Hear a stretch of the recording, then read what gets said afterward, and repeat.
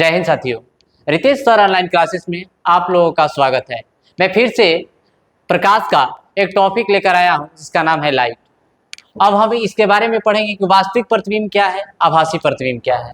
अब चलो देखते हैं कि वास्तविक प्रतिबिंब किसे कहते हैं। यह तब बनता है जब प्रकाश की किरणें वास्तव में क्या होती है, प्रतिच्छेद होती है, प्रतिक्षेपित होती है।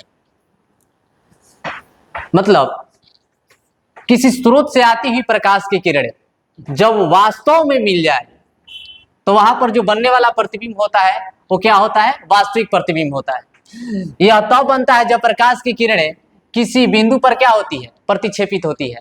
आभासी प्रतिबिंब तब बनता है जब सूर्य से आने वाली प्रकाश की किरणें किसी बिंदु पर मिलती है या उस बिंदु पर क्या होती है, आती हुई प्रतीत होती है। वास्तविक प्रतिबिंब को पर्दे पर प्राप्त किया जा सकता है, जबकि आभासी प्रतिबिंब को पर्दे पर क्या किया जा सकता है, प्राप्त नहीं किया जा सकता है। वास्तविक प्रतिबिंब उल्टा प्रतिबिंब बनाता है, जबकि आभासी प्रतिबिंब सीधा प्रतिबिंब बनाता है। अब हम नेक्स्ट टॉपिक पढ़ेंगे जिसका नाम है समतल दर्पण द्वारा बने प्रतिबिंब की विशेषता के बारे में हम जानेंगे।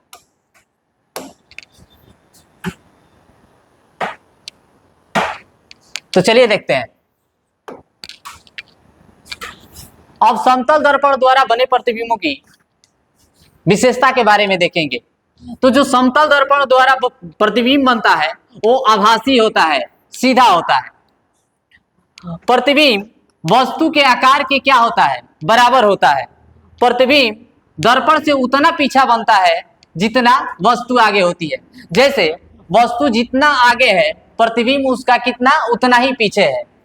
मतलब प्रतिबिंब को वस्तु को जितना आप आगे रखिएगा प्रतिबिंब उतना ही पीछे बनेगा।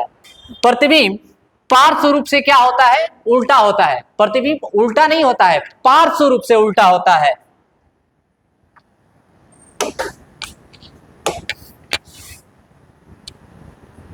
अब हम देखेंगे कि पार्श्व परिवर्तन क्या है। इसमें हम देखेंगे कि पार्श्व परिवर्तन क्या है। इसमें दिया है कि इसमें हम वस्तु के दाया भाग बाया भाग प्रतीत होता है, जबकि बाया भाग दाया प्रतीत होता है। जब हम अपने घरों में जो अलमीरा लगी रहती है उसमें जो जब उसके सामने जब हम खड़े होते हैं तो अपना दाया हाथ उठाते हैं तो बाया हाथ प्रतीत होता है और बाया हाथ उठाते हैं तो दाया प्रतीत होता है। यही परिवर्तन जो होता है पार्श्व परिवर्तन के नाम से जाना जाता है। अब है कि गोलीय दर्पण किसे कहते हैं। तो गोलीय दर्पण किसी परावर्तक तल के अंदर की ओर बाहर की ओर वक्रित होता है। गोलीय दर्पण जिस परावर्तक पृष्ठ के अंदर की ओर अर्थात गोले के केंद्र की ओर वक्रित होता है वह अवतल दर्पण अवतल दर्पण कहलाता है। जैसे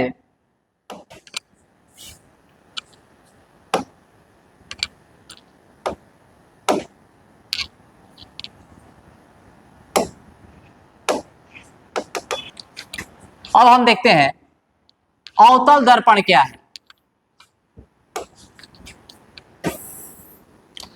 तो वैसा दर्पण जो बाहर की तरफ क्या रहता है, उभरा रहता है और अंदर की तरफ क्या रहता है, धंसा रहता है। वैसा दर्पण जो बाहर की तरफ क्या रहेगा, उभरा हुआ रहेगा और अंदर की तरफ धंसा हुआ रहेगा, अवतल दर्पण कहलाता है।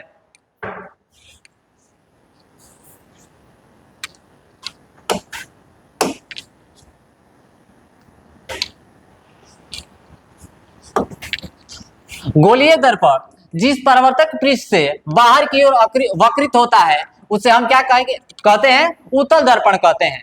जैसे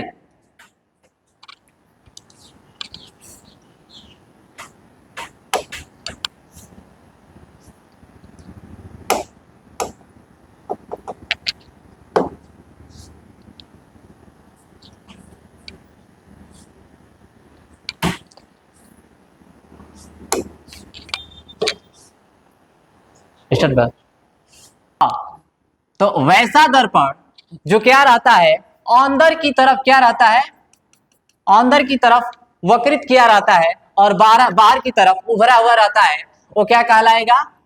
उत्तल दर्पण कहलाएगा। जो क्या रहे, अंदर की तरफ क्या रहे, उभरा हुआ रहता है, और बाहर की तरफ क्या रहता है, गलती नहीं